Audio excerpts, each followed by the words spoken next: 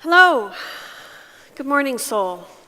Thank you to AGI Seoul, AGI Korea for having me here. I'm really excited to be in Seoul. I haven't been here before, so it's a new country, new city for me.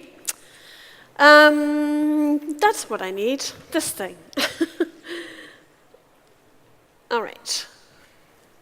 What do I do? Oh, there we go. Whoops, I'm gonna go back. Okay, so I come from Canada. I live on an island, and this is my island. It's not my island. It's an island that I live on. There's with about 3,000 other people up on the right, that hump on the right. And oops, shoot, there we go. And this is my house, surrounded by tall trees. So I live in sort of the forest. Not really the forest, there's a road in front, but it's very rural and very quiet. Today I'm going to talk to you about materials, the materials that I use in my work. The first material is, of course, the computer, which I use for all sorts of things. But I find that lately I've been reluctant to sit at the computer, and I've used all sorts of other materials in my work for many years. But more often now, I'm using many more manual materials. So that's what I'm going to talk about. I use a lot of traditional artist materials like paints, and I'm really attracted to colors and textures.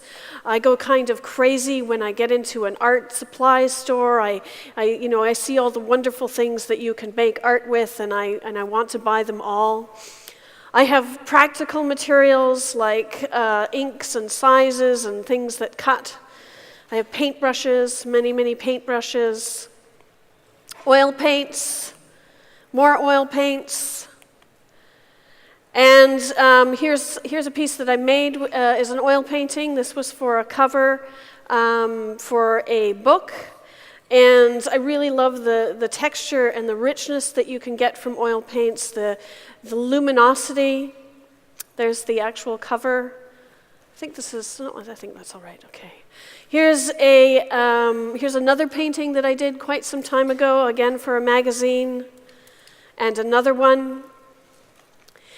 And the thing about oil paints is that you can build up texture, and this is something that you can never get from digital, is to have that real sense of a surface, of something that you can touch. Inks are one of my most common materials. If I'm doing sort of writing type things, I often do them in inks.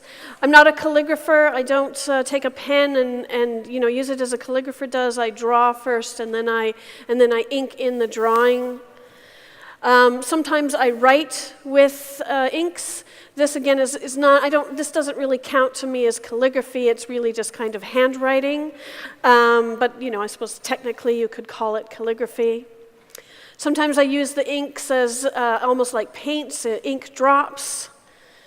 I do things that might have. This one actually started in Illustrator, so it started as a digital file, but then I used ink, and I really like often the metallic inks, so that you can get a shimmer to the work. It just gives a much nicer, slightly varied color that you can never get with Illustrator, for instance. Pencil crayons.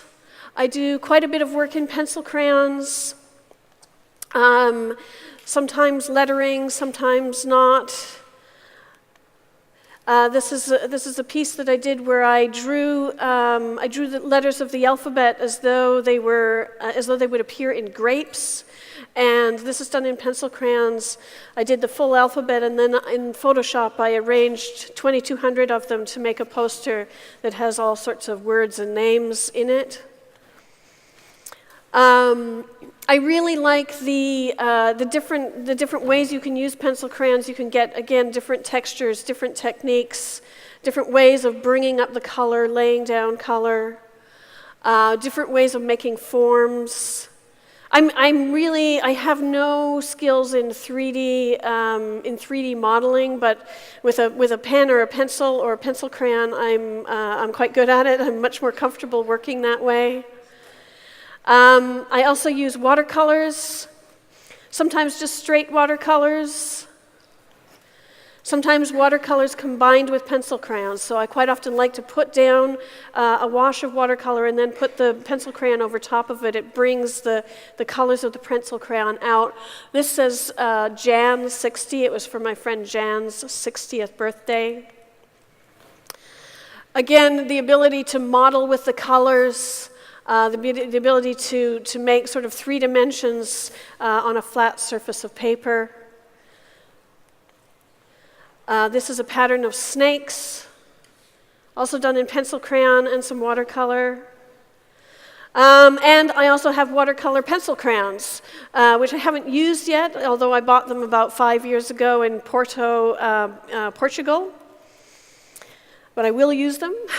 I have all sorts of pens, fine pens, fat pens, and of course pencils. So here is a range of pencils. I have a very fine mechanical pencil on one side, a big fat mechanical pencil, and then this big graphite stick that's sort of you hold it in your fist. And I just started using that graphite stick. I also got that 5 years ago in Portugal, and the thing that I really like about it is that for the first time I'm using my whole body to make artwork, whereas before I was always just very precise. So this has been a really new exercise for me to make things that are more loose, more expressive than I have before in a very different total body way. And the graphite, the way it layers up, you can see the lines as you go over top of them. I mean, it shines, so it's got this it looks like it's sort of black and white, but that's actually just the graphite being sort of shiny on top of itself. With a fine pencil, this is what I'm more used to doing, is making something very, very precise, very detailed, something that's sort of planned and precisely done, as opposed to the other work, which is much more loose. Ballpoint pens. I love ballpoint pens.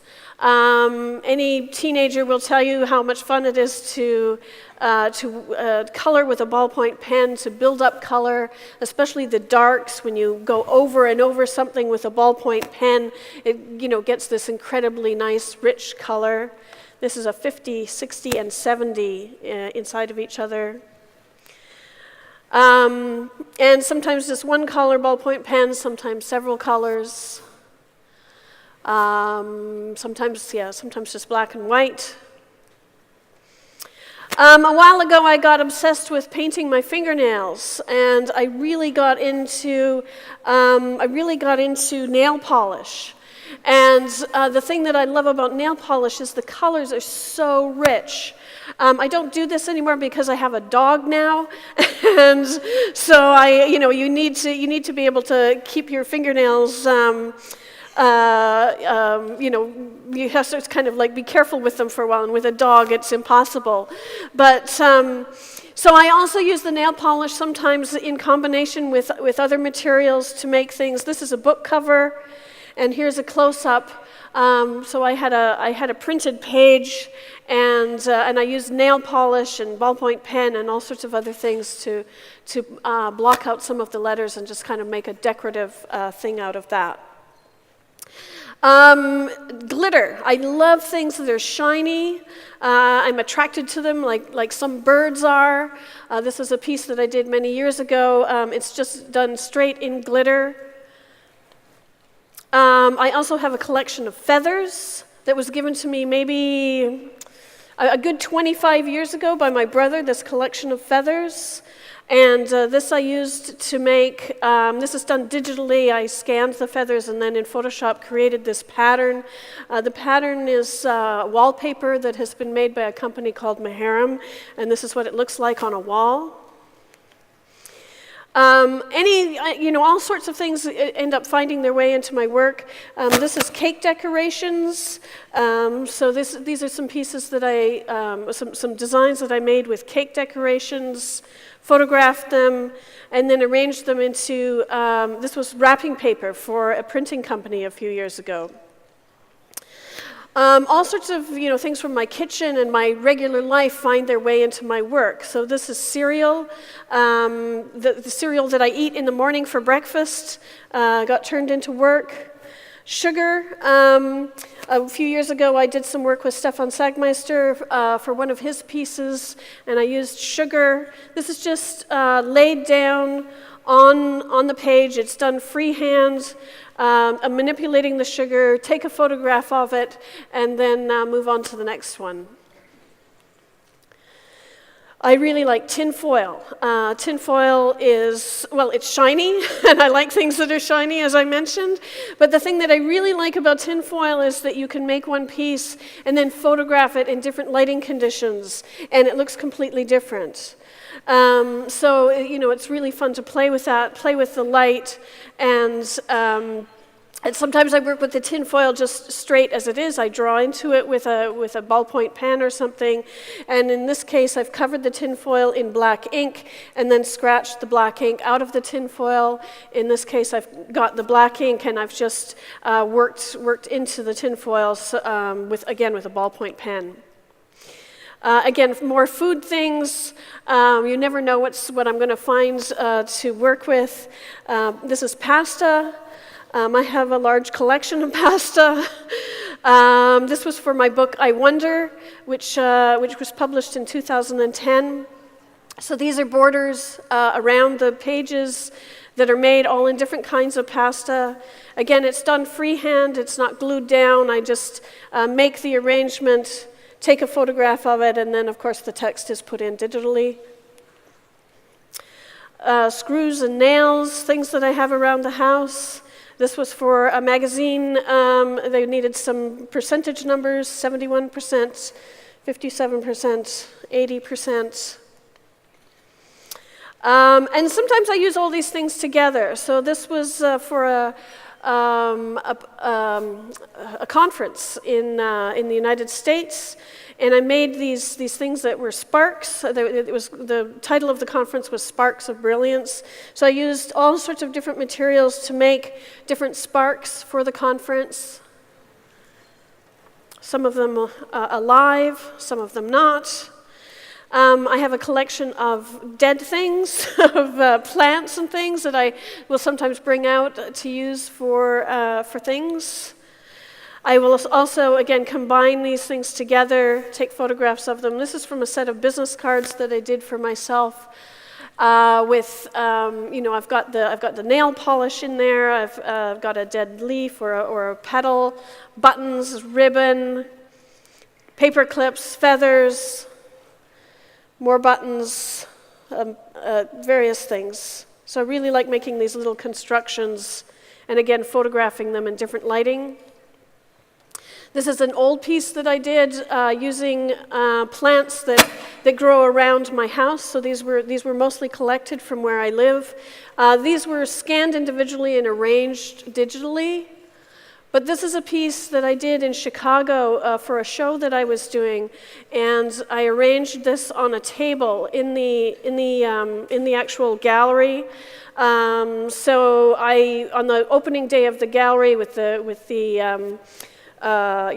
opening night, I was there making this piece on the table. It's called Sorrow, because I knew that it would be up there for a month, and of course after a month it looked like this, very sad.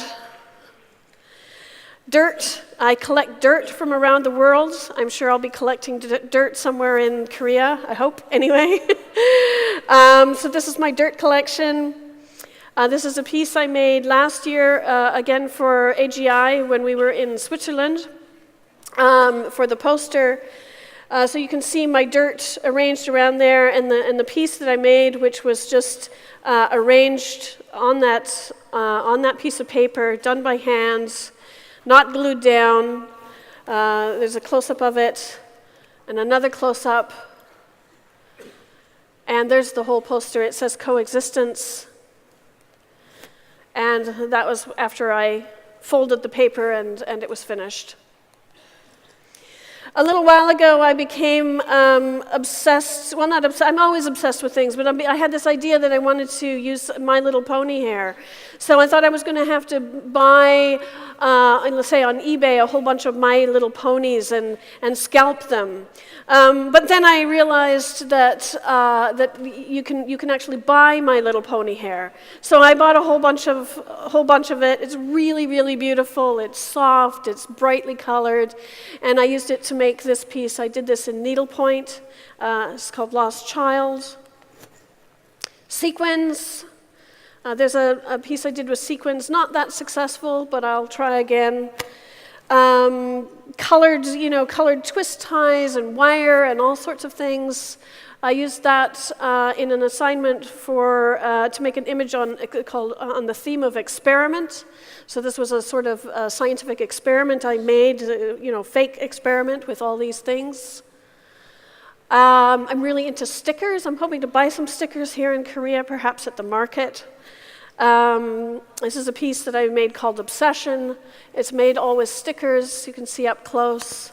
Done by hand, but of course it is permanent because they stick, thankfully. Stickers wasn't enough, so I had to get some metallic colored tape. So I bought a whole bunch of tape, and I made this piece, which is made with the metallic tape, and also with pencil crayons and a bit of watercolors. There's a close-up of that. I love this shiny tape. Plasticine. This is a piece I made. I wanted to make a pattern out of plasticine. I drew the outlines first, then I modeled these things out of the plasticine, and then photographed it and digitized it so that the whole thing works as a pattern. It tiles infinitely. Fun fur. Love fun fur. This was going to be in my book, I wonder. It ended up not making it in, but this was one of the page layouts I was going to make using fun fur. There's another one. It was on the subject of cute. I send Valentines every year out to my friends and colleagues. And one year I decided that I wanted to recycle Christmas cards, so I got all sorts of people that I know to send me the many Christmas cards that they get at Christmas that I do not. And so these were the Christmas cards, and I used those I laser cut them and turned them into Valentines. So each Valentine had the same shape, same laser cut, but a different look because of the Christmas cards. Postcards. Then I did the similar thing a couple years later, where I took postcards and I printed a message over top of them. So these were recycled postcards that I got. Some I had myself, some I got on eBay. Some were quite old. This was my Valentine's for that year. Another year, I found on eBay a whole bunch of letters to an actor named Robert Wagner, who probably most of you don't know, but he was very, very popular in the 50s to the 70s.